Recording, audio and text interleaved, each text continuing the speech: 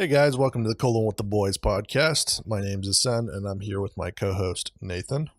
What up? What up? What up, dude? This is episode Jesus. 23, titled Psychedelic Speedrunning. Not to be confused with speed, the drug. But Today our guest is KevinKrunch, which is a really cool guy. We talked to him about speedrunning that he's gotten into recently. We talked to him about his favorite and our favorite N64 titles. And of course, we had to cover psychedelic drugs. So, acid's bad, fellas. yeah, acid's bad. But we actually don't really cover it that much other than it's just, don't do drugs, kids. Yeah, it's bad for you. Unless it's supervised. Just kidding. Don't do that either. Anyway, make sure and check him out, guys. Support him. Let him know that, go to his stream and let him know that we sent you. Just so he knows. Yep. That the APM team is behind the people we have on the podcast. Absolutely.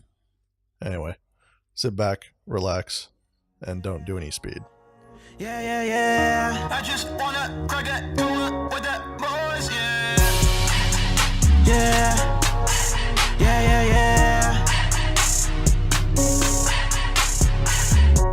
No more baby mamas, no more kids to watch, cause I got babysitters. Now it's time for licking, come on, give it to me, cause it's my escape. Now it's time to annihilate, so my troubles all die away. I'm on a diet, Please do not try this, cause do not invite it. I'm dripping in go call the Midas. This night I was excited, it got me reignited. I've been waiting so long I can't fight it, but now I'm Mike Tyson inside, I'm on fire. It ain't nothing like a true bro, brotherhood worth more than any blow. We're two hoes, two back. We're not live, but Hey, we're live in the moment, all right, dude. Live in the moment. Yeah. Carpe diem. Sorry, I Seize the moment. was late. I had to go grab my cold one with the boys refreshment. Have to stick to the you know niche. what? What did you grab? 1 second. Do what? What did you grab? Supporting local brewery here in Tulsa, Oh. and sipping on a nice Marshall's Atlas India Pale Ale. Oh, nice bold IPA. Yeah, you sound more and more like a douche every time you talk about beer. But the way he describes it though is really nice. I like that. He could sell. I tried. It'll be your new thing. You can just start another podcast where you promote new beers. Great beers. Yeah. Yeah, and you rate them. And then Yeah, they had the new one open. They had a brewery open in Broken Arrow, and it's the first one to open here, so it got flooded, of course. And I was going to try and go out there before the show started, but by the time I got home, I passed out, woke up about 6 o'clock, went and got something to eat, and then came back and just stopped to grab some IPAs from Marshall's. So, well, that's fucking fancy. yeah, it is fancy. Okay. Yeah. Anyway, maybe we should include our guest a little more here because we're being bad hosts right now. You guys are awesome. What are you talking about? Be quiet. Well, no, don't be quiet. Do your thing. Excuse me. So, Jesus Christ. So I've been by your stream a few times. You're obviously a Twitch streamer. Love the stream, by the way. I was there a few times, and we're going to definitely talk about some of the stuff on there. But first, so lately all I've seen on your stream is you doing speedrunning.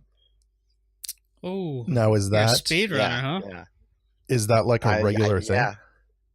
It is now. And you know what, dude? It's such like a crazy story. Because I never thought I could do it. I never thought I would ever be doing this. I just like to play games for fun. Right. Like I'm really not competitive, really. I mean, we all are competitive to an extent. I mean, let's be real. Let's be real. But no, I've never really had that I want to go compete in tournaments kind of thing. Although it's super fun because you get to be a part of the community, but I never thought I would have ever tried to focus in on getting really good at something. Right.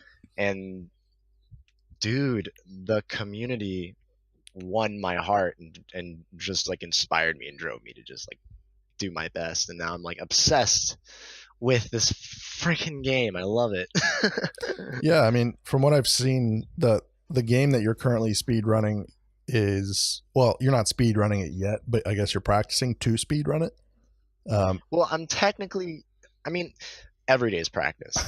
I say I'm practicing because it is just like, it says in the title like 100% fail guaranteed. Because yeah, like, let's be honest, not every run's gonna get a PB. Right.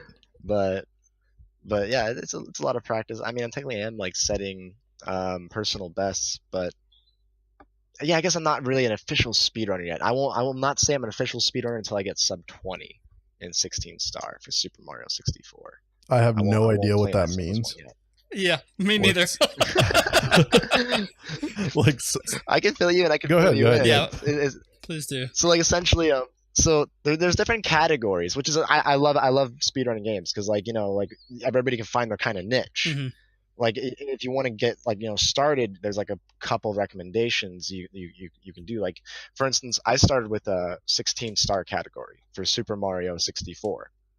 And what 16 star category is you collect a series of 16 stars to then clip into the last section of the game via BLJs, which is backwards long jumps. Mm-hmm.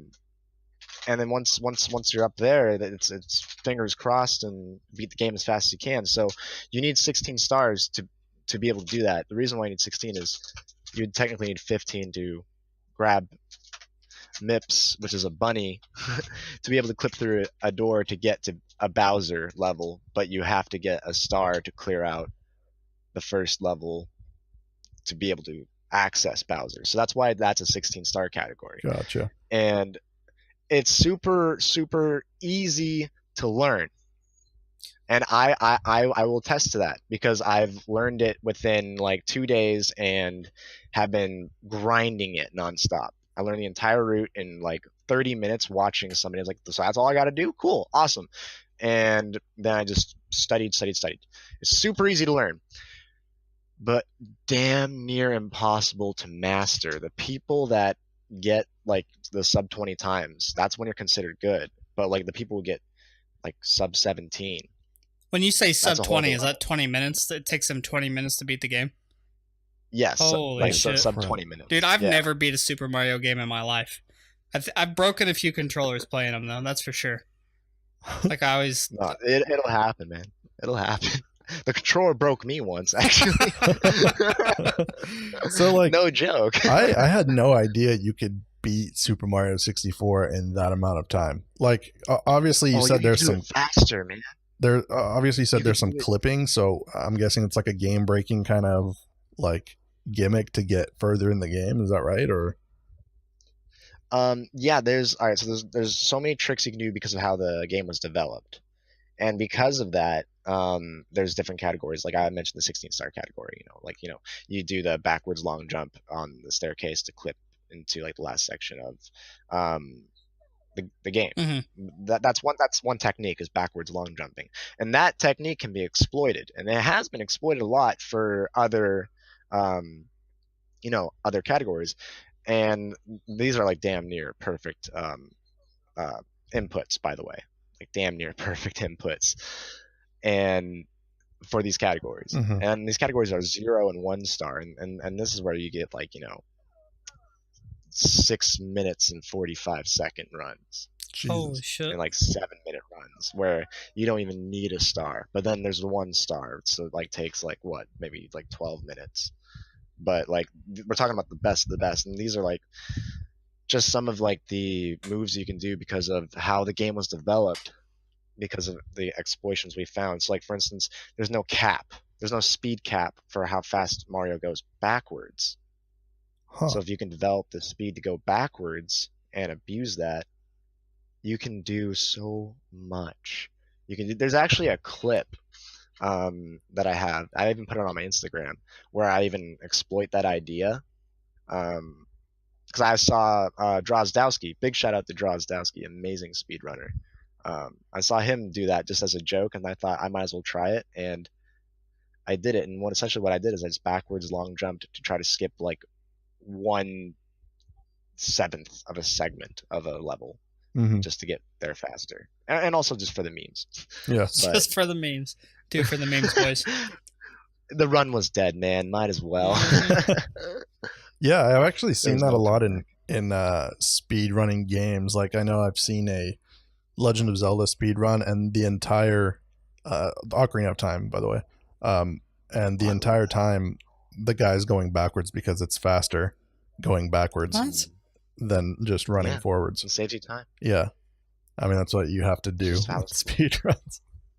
I think the only speed run I've ever heard of, and this could not even be a speed run, so you can laugh at me if I'm wrong, but the only thing that I can think of even remotely close is called like, I think it's for Final Fantasy, and it's like 4 Job Fiesta or something like that. I don't know if you know what that is, but I'm pretty sure it's a Job Fiesta. Yeah, I think it's called 4 something Fiesta, and I think it has like rules. You can only use specific characters during the game, and specific moves, and you have to do it as fast as you can. I could be completely talking out of my ass, and if I am, dude, I apologize. No, because in all honesty, you can speed run anything. I speed run going to the grocery store. I just get I hate going outside, so I go in and out. I grab all my items fast. I have a timer going. You need to talk to my wife. Yeah, dude. Exactly. It was like ready to go, man. Like high stakes. I've been getting to the point where gaming show. That reminds me of that gaming show, like back in the 90s, of like the shopping carts, and you can go grab as much. Oh my god! Wait, was that on MTV? Shop till you drop. That's what it was. Yeah. Shop till you drop. Yeah. Oh my god! Shout out to the 90s TV shows, dude. Oh my gosh! But I'm so thankful I'm a 90s kid, though. Yeah. Got to witness that stuff and grow up with it. Yeah, you just turned, 24 the other day? Not too long ago? Unfortunately. Oh, man. Don't worry. Creeping up on 30 is making me nauseous. Just, Do you guys want to just, start deducting the years? Right? For birthdays? Yeah, right. I think that's what they do once you hit 30. I'll be 23. We should do that, man. I mean... They say that 50 is the new 20. I want to believe it, but it's kind of hard when I look at my old man. Yeah, it's like I hope I don't look like Santa Claus when I'm. I'm looking and forward then you to get the plastic AARP surgery. Card. Yeah. And then no. Honestly, he's looking good for his age though. That scares me. Time. It's being a speedrunner too. Everything's on the clock. Oh my god, that's probably got to drive you crazy. Oh, dude, especially if you have OCD. Do you have OCD? Oh my gosh. Well, not a lot. Well, I don't know. It's kind of in between. Right. It's organized chaos OCD. Oh, okay. I can handle organized chaos, but for instance, if I'm doing a run, people get so mad at me. If I miss Lakitu skip, which is pretty much just it saves you only 8 seconds. Mm-hmm. And even the pros won't even reset over that. If you're going for world record, then you'll reset over it. But I'm not going for world record, not yet at least. But it saves 8 seconds. I will reset every single time, and it's at the very beginning of the game. So oh god, literally 90% of my content lately has just been watching the intro for Super Mario 64. So my apologies, community. We will find every shape of every Easter egg cloud in the sky. We've already found a blooper, the little squid guy from old Mario's. We already found one of those. I have a theory that there's also a Goomba somewhere. So look forward to that because we're going to keep resetting until I find a cure to this OCD. That's funny. But as for my room, it's a complete disaster, and I'm okay with that. Oh, I was about to say, man, I'd hate for you to walk into my bedroom right now. My desk is a cluttered mess. I got bottles galore, my dude. Oh, yeah. Loki's playing with a plastic water bottle right now.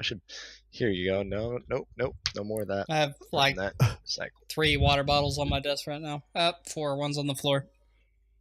Dude, I have a fresh new. Unfortunately, it's a Modelo, but Modelo. Nothing against Modelo. Yeah. But that's all I have in the house at the moment.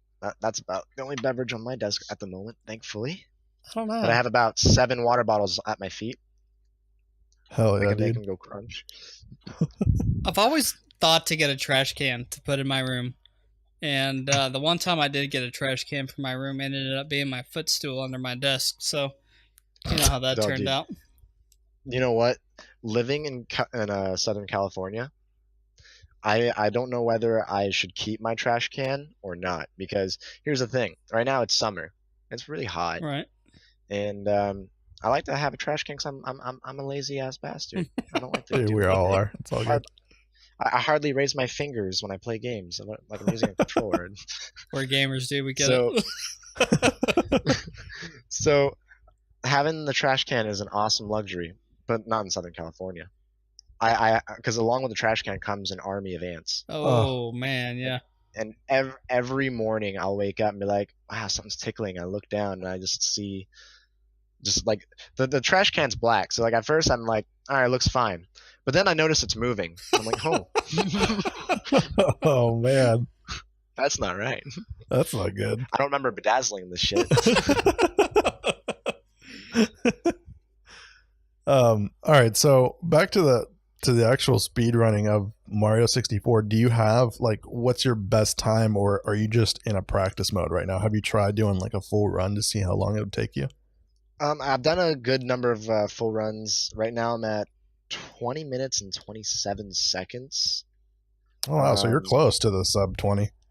I'm getting there. And my oh gosh, what's my sum of best, which is, if one day I grow a pair and can just play perfectly.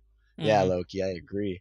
If I can just play perfectly, I can hopefully get 1852. So what's the world record for that? Oh man, dude. All right. So as I said, there's so many categories, right? Just for that category. Yeah. So even for 16 star, just for my category, because you have to understand that there's also means of playing the game. People have Nintendo 64. People run it on their emulators because not everybody can get a Nintendo 64. Sometimes they run it on like their Wii Virtual Console, and they all do it differently because there's different little perks, pros, cons, all that stuff. Right. So if I check right now, I'm pretty sure I have it like saved. Oh no, 1-star saved right now. Shh, don't tell anybody about that one. So right now for my category, since I'm limited to emulator at the moment, good news though, I'm getting a Nintendo 64 that has an HDMI mod. Oh, nice. Really soon. So I'm gonna be able to play with the big boys on N64 soon.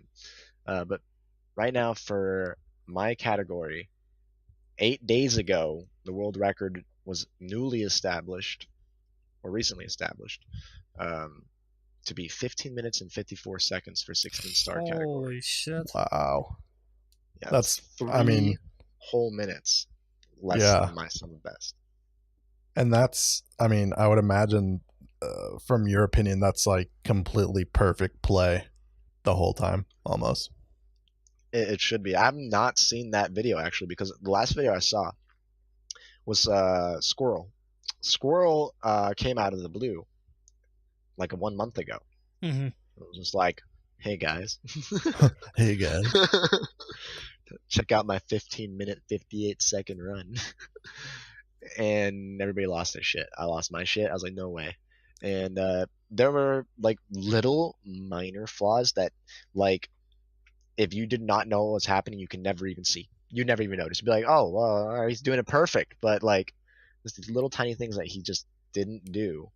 And since I haven't seen this video, I'm going to assume that the new world record holder, the new king of 16-star emulator, is he has a perfect run because it's a whole 4 seconds less. So those little mistakes, they a whole count. 4 second less. That's so crazy to even think about, dude. Yeah. 4 seconds is a lot of time. That's one ledge grab or one ground pound. That he just was able to skip. Yeah. Or that didn't happen, or that didn't falsely input.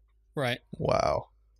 That is insane. Like I've seen speed runs before, but I've never delved that deep into them to know like what kind of goes into them. But I know it comes down to like perfect play and perfect execution of the fastest way to get places.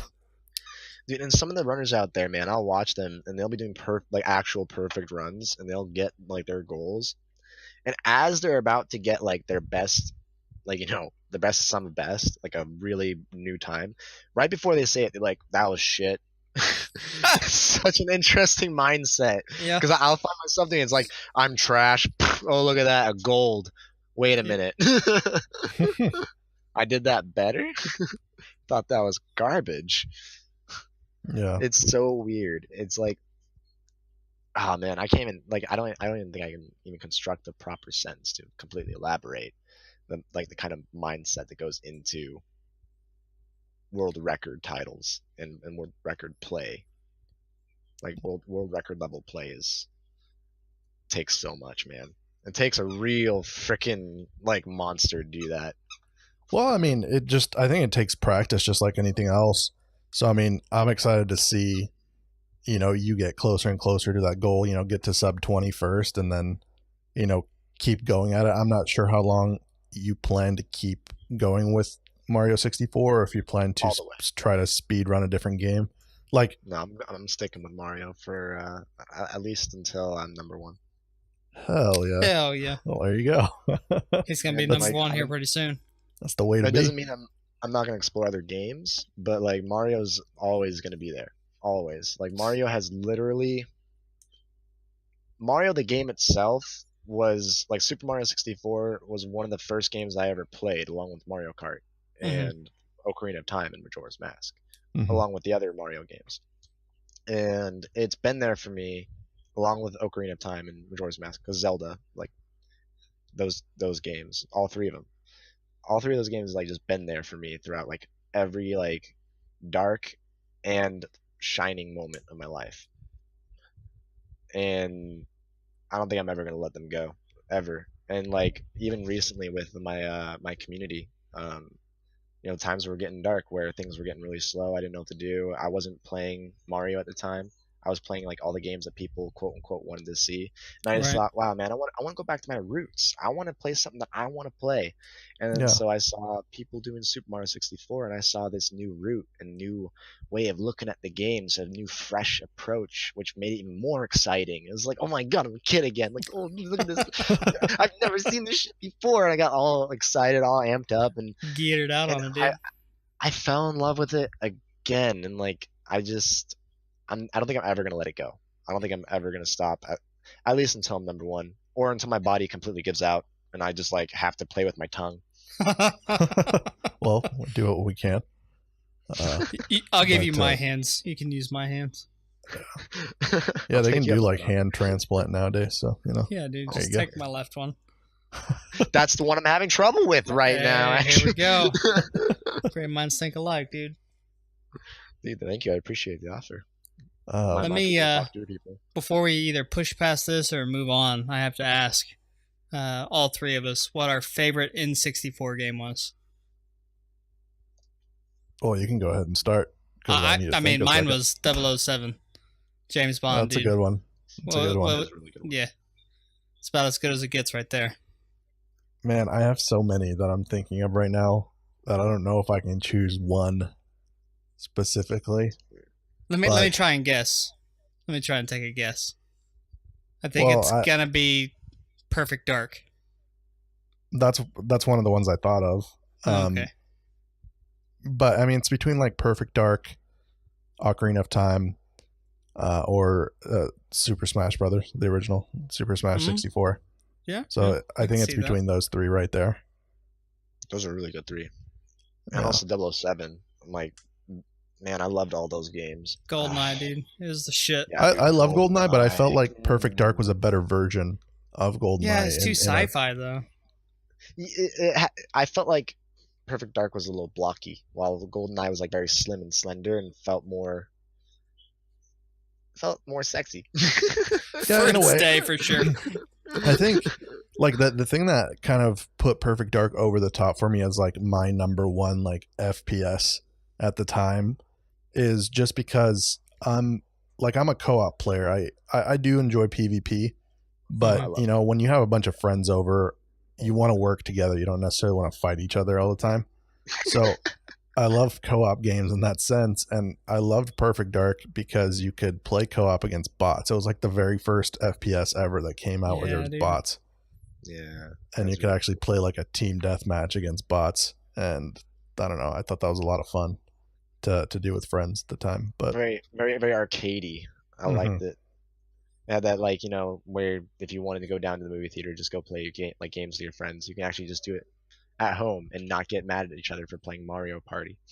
Yeah. What was your favorite N64 game? Dude, all right. So you all said a bunch of really good ones. I played a lot of N64. That was like my main console. Still is like the only console I own aside from my computer, which is not a console. I'll never consider it one. But man, it's like the main games I played when I was a kid. You know, it was Ocarina of Time, and it was Majora's Mask, and it was Super Mario 64 and Mario Kart, GoldenEye, and those were like the staple of like my whole like gaming experience, and like also, you know, Super Smash Bros. But you know, once you have all the characters unlocked and, you know, you're homeschooled, you're kind of like, well, fuck, what do I do now? Yeah. Then you have to have friends, which, you know, none of us had. So yeah, we're gamers, dude. We don't have friends. Yeah, we don't go outside. The sunlight burns. Hell yeah. Conker's Bad Fur Day, was that in 64? Oh, that was a good one. Yes. Yeah, that was a really good one. Yes, I never got to play it as a kid, but I got to like check out an emulated version of it, and it was really. I was actually astonished. I was like, "This was on N64." Oh yeah, dude. Yeah. Like, I really? wasn't allowed to play it at home because like I kind of grew up in like a sheltered like life, like very religious, and you know my parents, you know, if they were to see like a teddy bear cussing and swearing and like smoking cigars and drinking beer and stuff, like I probably would have been grounded.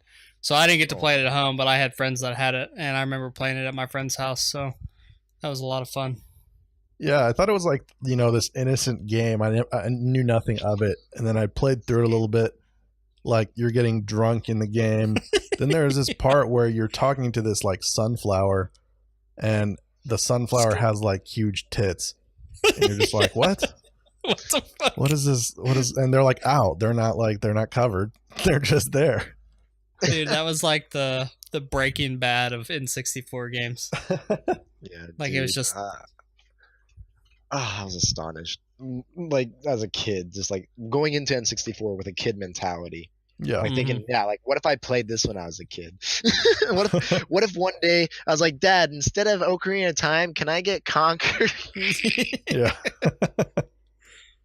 It's just a multiplayer shooter with bears in it. I'm not sure if this was on N64.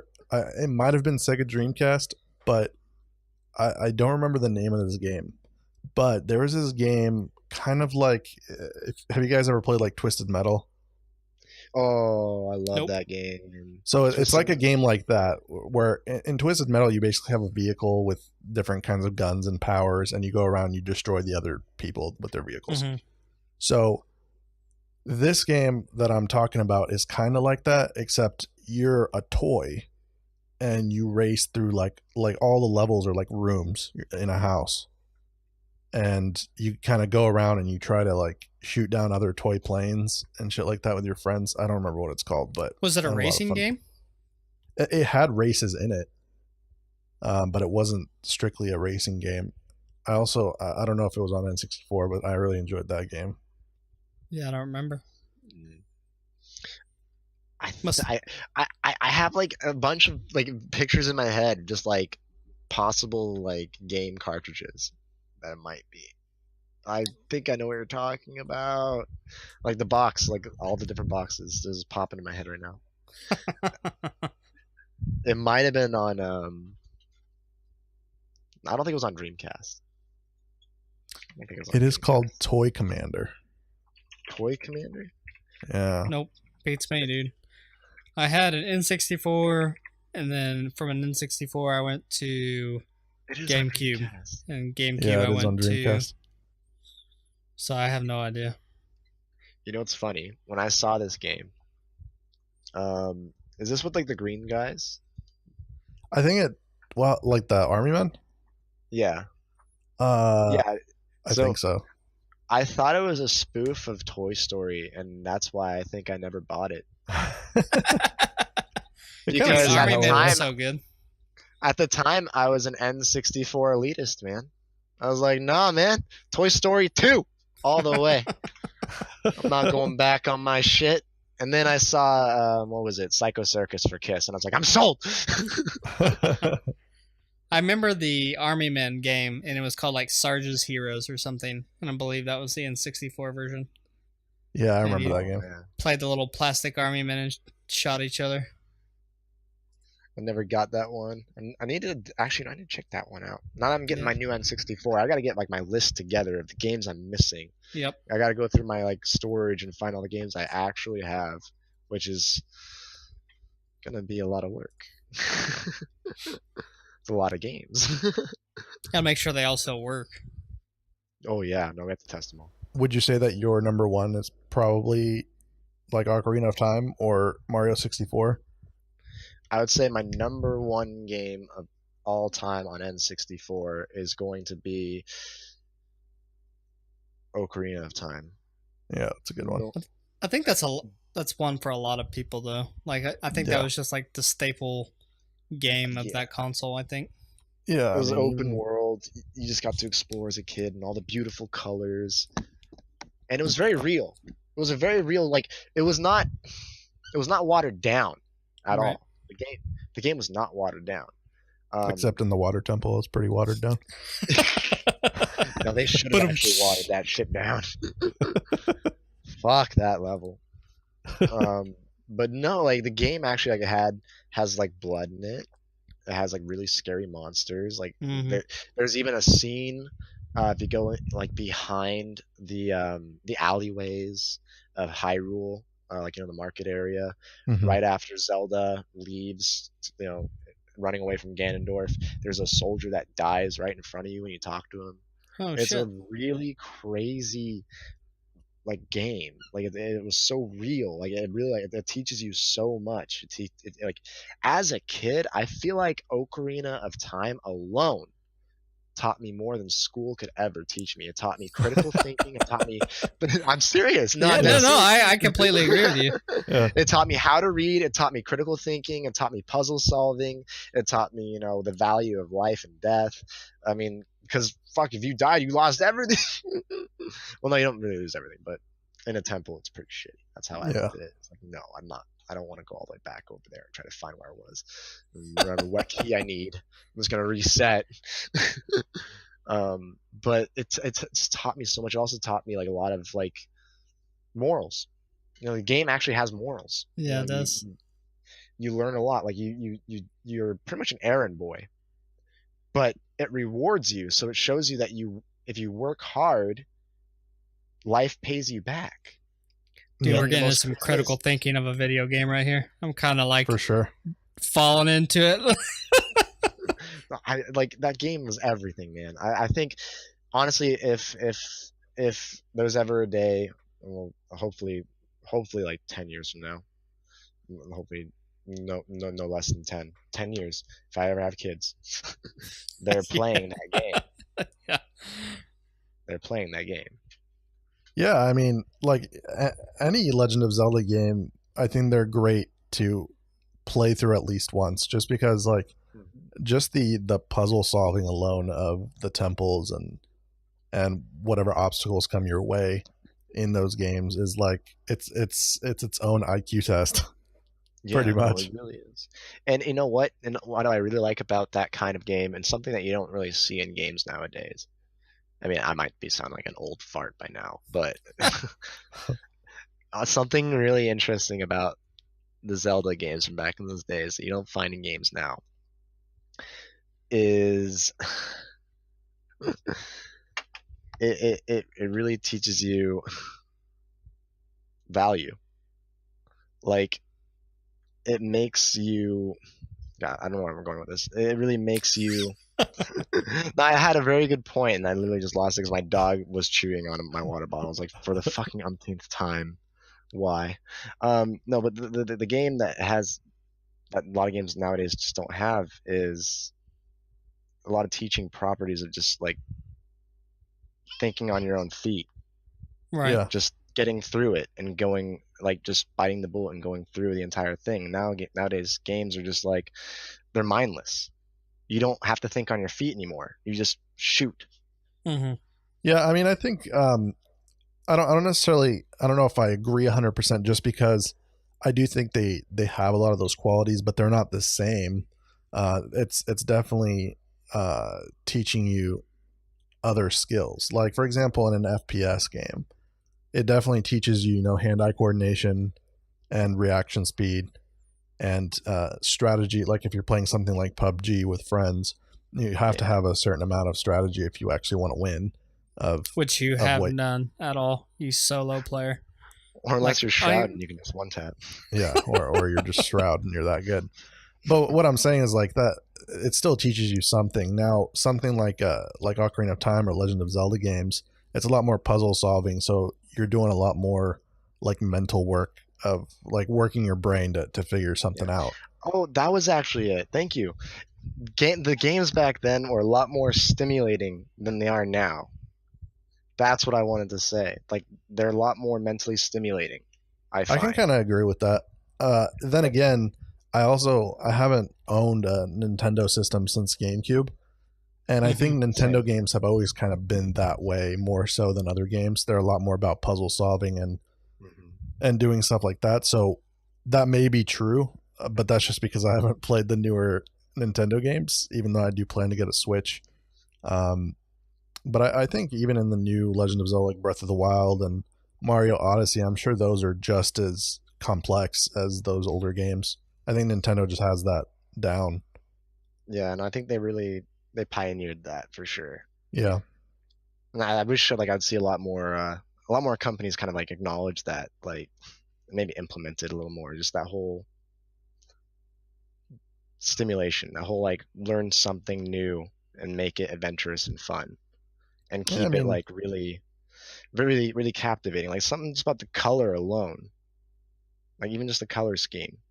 I mean, like, everything nowadays seems to be centered so much around like surface stimulation. Like it's just you don't even kind of break the surface of the content, and you need to be stimulated. Just think of the movies we're seeing nowadays, where there's so many movies that come out that have these amazing special effects with shitty story, cough cough Pacific Rim.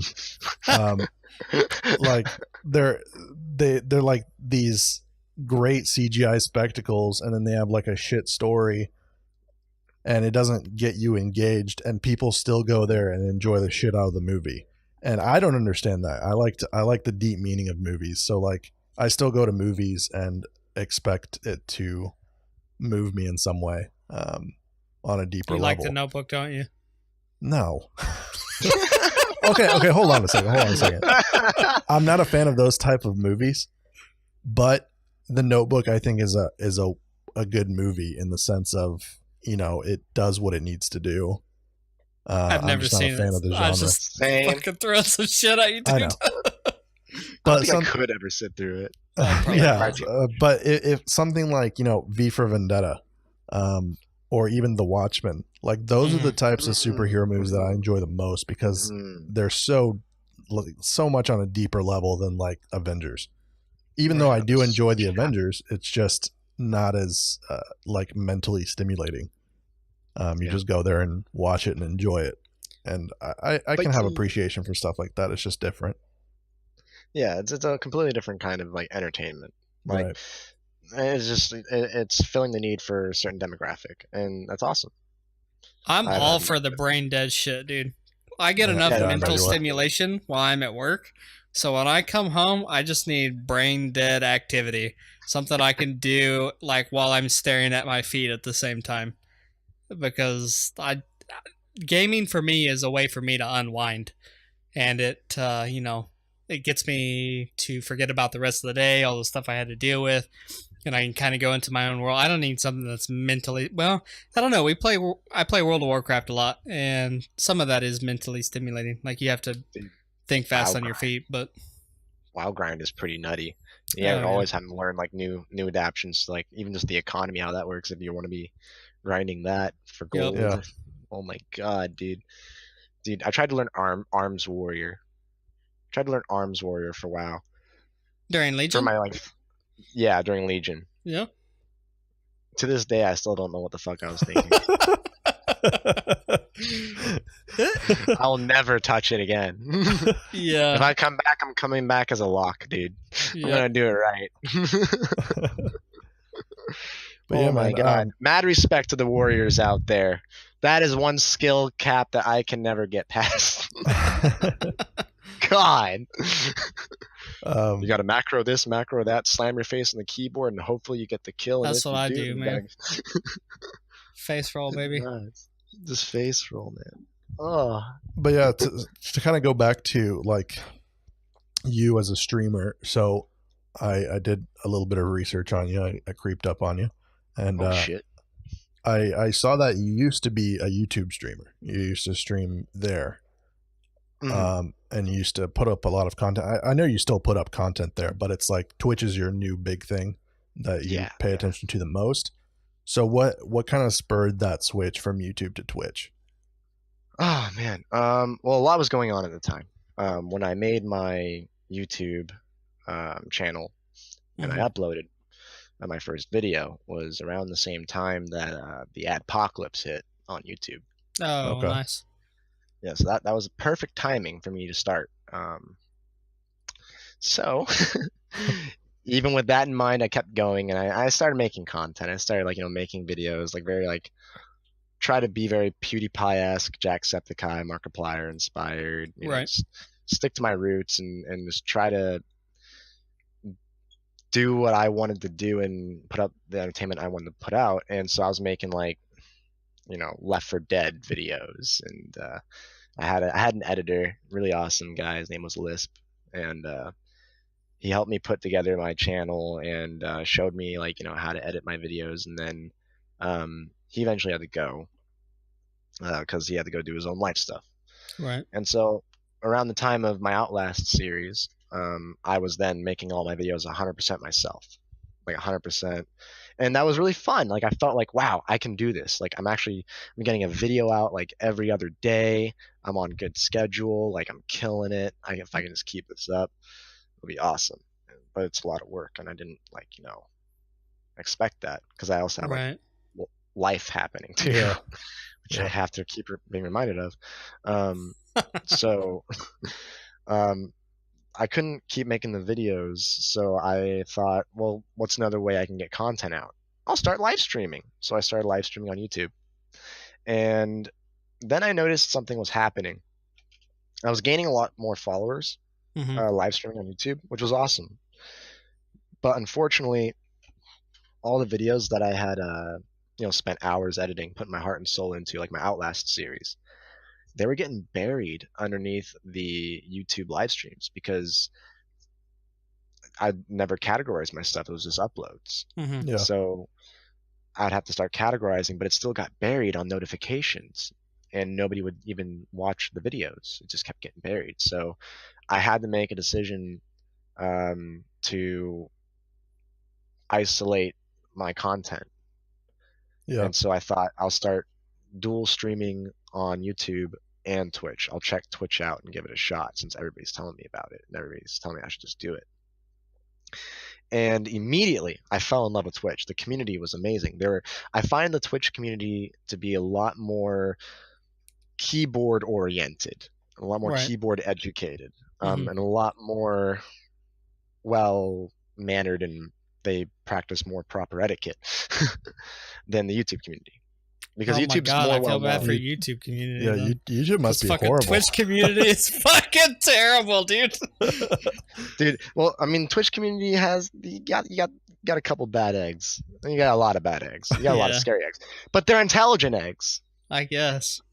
In the meme community, they're intelligent memers. That's for sure. But the thing is, these are people like that know how to join Discords. Mm-hmm. They know how to check out other websites. Meanwhile, on YouTube, if I tell people to check out my Discord, what's that? What's a Discord? Well, I think like you were saying, Twitch is more PC oriented. I think the PC gamer community is Twitch, whereas probably a lot of the people that are watching on YouTube are probably watching off their cell phones. Yeah, more PC educated, and they've just been around it more because it's been Twitch up until like the past, I think, 2.5 years has actually been kind of like hidden. I think. I mean, it's always been there. Yeah. Been really well known. I mean, it's been huge, but in complete comparison to YouTube, it's nowhere near as insane as my dog. No, but in comparison to YouTube at the time, YouTube's booming. Right. There's no attention really on Twitch, and the Twitch community. Yeah, I just feel like they've been around the computer a lot more. Like it's been like more hidden. Yeah. And I feel like those who like lurk on YouTube and take the time to like go then see their favorite streamer, like let's say Soda Poppin'. Right.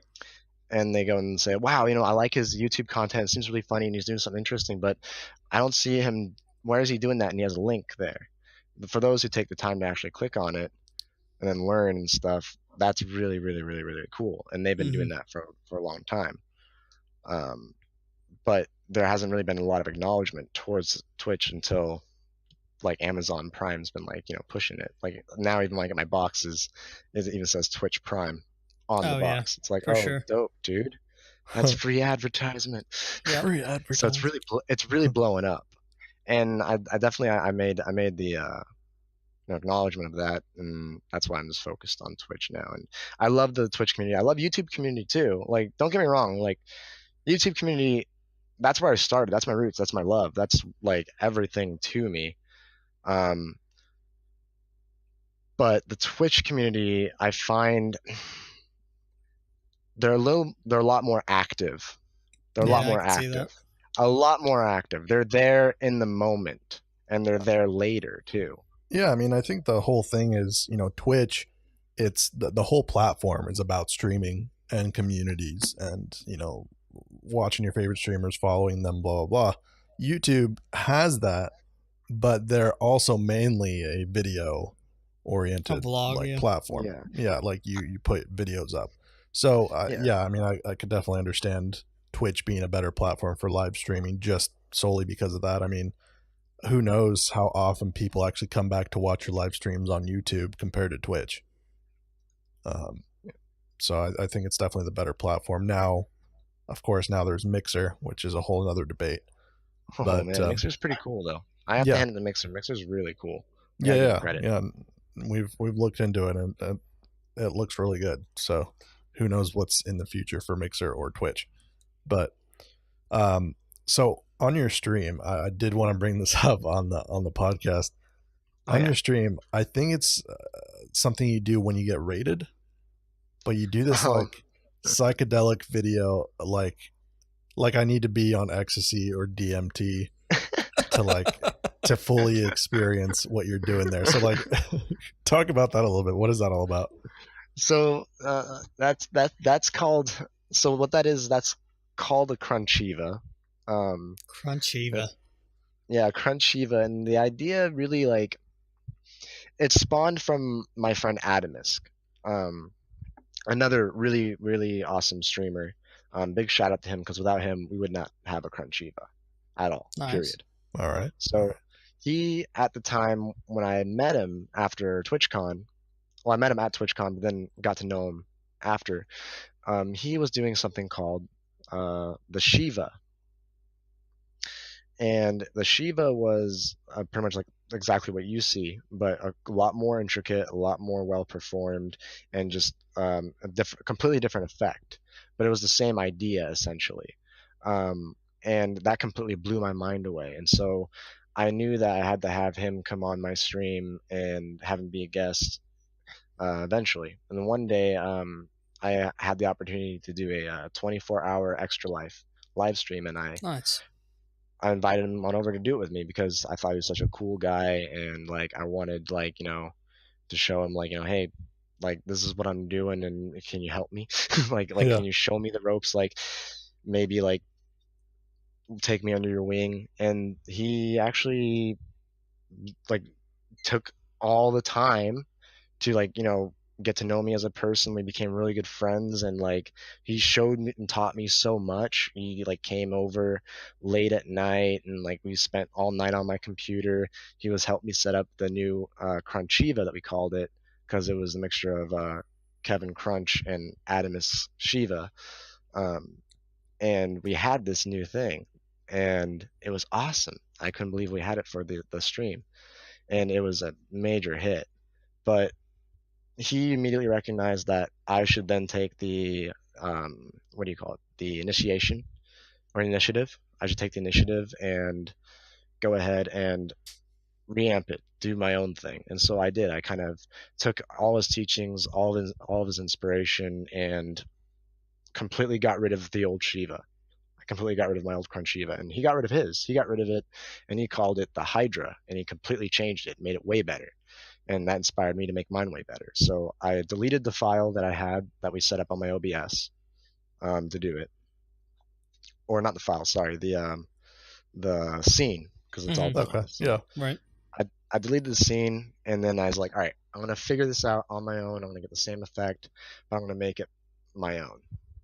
And I just kept like, all his like teachings in mind. What would Adamus do? What would I do? And mixing it together, like how can I pay homage to him? Right. And so I was so inspired with like watching all these kaleidoscope psychedelic effects that I just had to mesh it all in and make it as fun as possible. And then I had this new thing in my hands, and so I decided just to keep the name the Crunchiva because I want to pay homage to like one of my major idols. And now it's just its own thing that I just do whenever I want to have fun. Like if somebody subscribes and it's ready, I'll just drop a Crunchiva. If there's a raid, we'll definitely drop one. And the whole point of it too is like, so in case you can't tell, there's a lot of like weird psychedelic stuff in my room, like the tapestry that's by me, and even just the Crunchiva itself is super like psychedelic and trippy. The whole point is to have like a safe haven for everybody, because through my history of seeing what psychedelics do in the wrong hands, it can be really bad, really bad. So my channel can be like a really safe spot where you can kind of experience that every so often and experience the euphoria and like the colors and all that cool like jazz in a safe environment and never have to put your health at risk, because there's nothing I believe in more than retaining your own intellectual integrity. Like, you should never put that at risk. Yeah. So that's don't do drugs, kind of kids. why I have it. Don't do drugs, kids. They're bad for you. I wouldn't say that. I would say if you do them, make sure it's okay. Don't do low drugs, doses. Kids. No kids. No kids. I was like, but in your own, when you grow up, you can try just do everything with I think classifying certain things as drugs is kind of lame.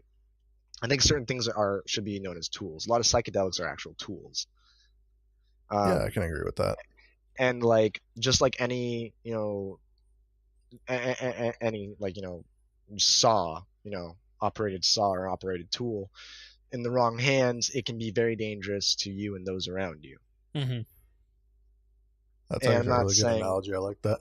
And I'm not saying that even if you are well knowledged as to how the tool operates and how to operate said tool, it doesn't mean that there isn't a split chance of random accidents happening.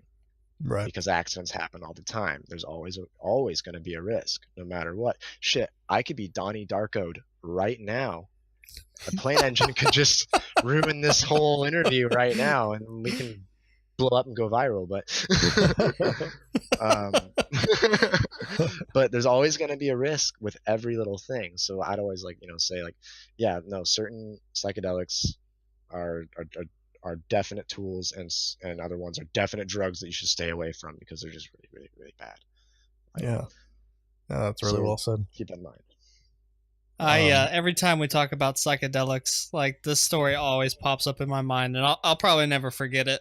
And I kind of wish I was there to see it. But one of the buddies I used to work with a long time ago, he was an older guy when I worked in the mechanic shop, and he came out of the 70s and 80s, and he did a lot of drugs, and he would always tell us stories. And he was telling us one day they were having a party, and one of his buddies had like not really done much before, and they had him drop acid, and they were all sitting in his bedroom, and all of a sudden he got up to go to the bathroom, and they heard him screaming. No, he looked in the mirror, didn't he? No. They heard him screaming. They ripped open the door, and he's running down the hallway with his pants around his ankles, just pissing all over the floor in the hallway. And he's running outside, and I have to go pull him in off the street and like drag him back inside the house, pants around his ankles. And they're dragging him back in. They're like, dude, what the fuck is going on? You know, are you all right? You know, are you okay? You know, do we need to call an ambulance? He's like, I was taking a piss and my penis jumped off and started running out down the hallway and outside, and I had to go chase it. And I was just like, dude, all right, look, I don't need to be doing any kind of crazy shit like that in my life, because God knows I'd end up on Channel 6 News.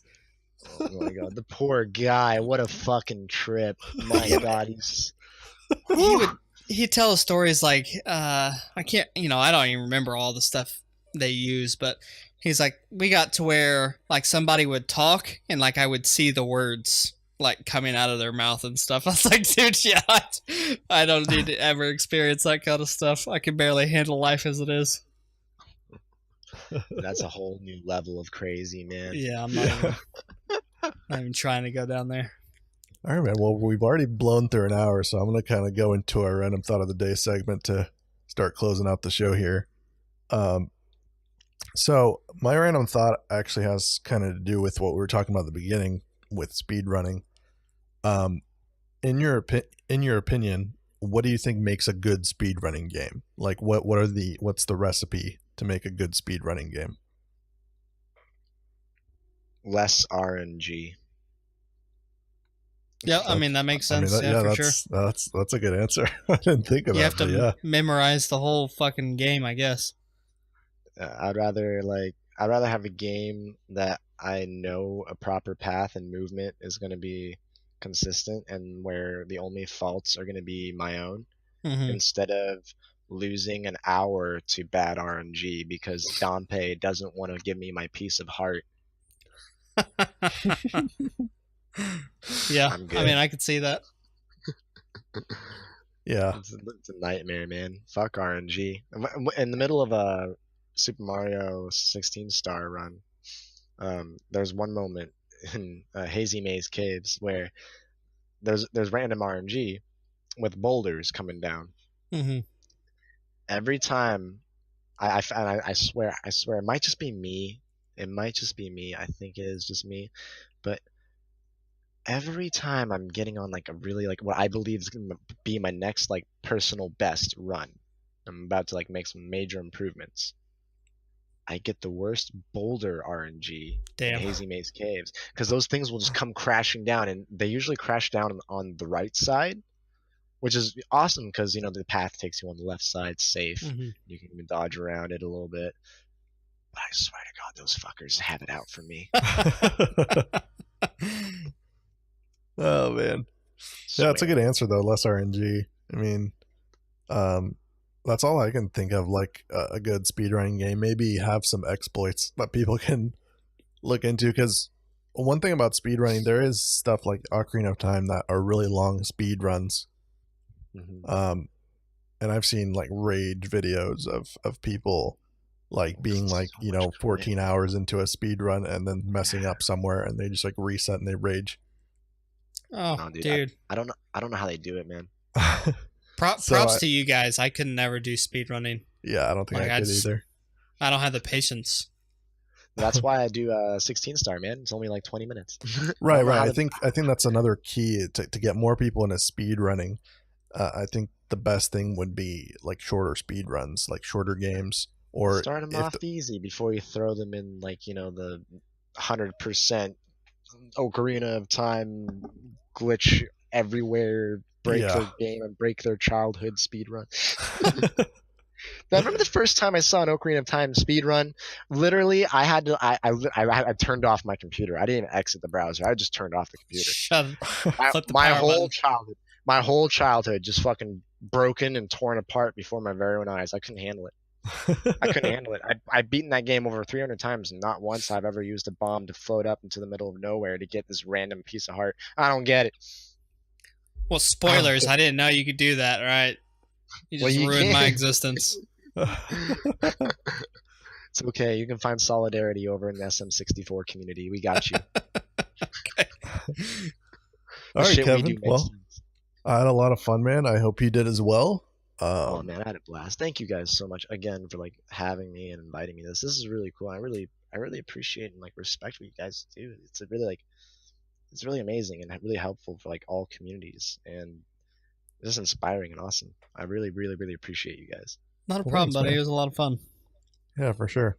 Now, if people wanted to reach out to you or check out your channel or YouTube or anything like that, how can they do that? What are some plugs? So yeah, if anybody, if everyone wants to check out all the fails live, they can go to twitch.tv/KevinKrunch, spelled with a K for crunch. And then that's pretty much everything, honestly.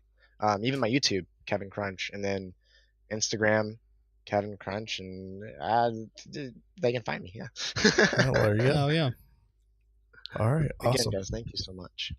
Yeah, no problem. Other than that, any last thoughts, guys? Don't drink and drive. Don't do drugs. Don't do psychedelics and drive. How about that? Yeah. That is some sound advice. I'll cheers to that. Yeah. All right, guys. Cheers. All right, yeah, we will see you guys next week. Latest. Hey guys, thanks so much for listening to the episode. I hope you enjoyed it, and even if you didn't, we would love to hear your feedback, which can be sent to coldonepodcast@gmail.com, or leave a review of what you thought on iTunes. It really does help us make this experience better for you, the listener. If you would like more contact with us, you can follow us on social media. Just look for @ColdOnePodcast on Twitter and Facebook. All this information can be found at our website, actionsperminute.net. You can also get a hold of us pretty much every day by joining the APM Network Discord, which is also on the website. And lastly, if you like what we do, tell your friends, your family, your enemies, and coworkers about it. Thanks, guys, and remember, don't drink and drive.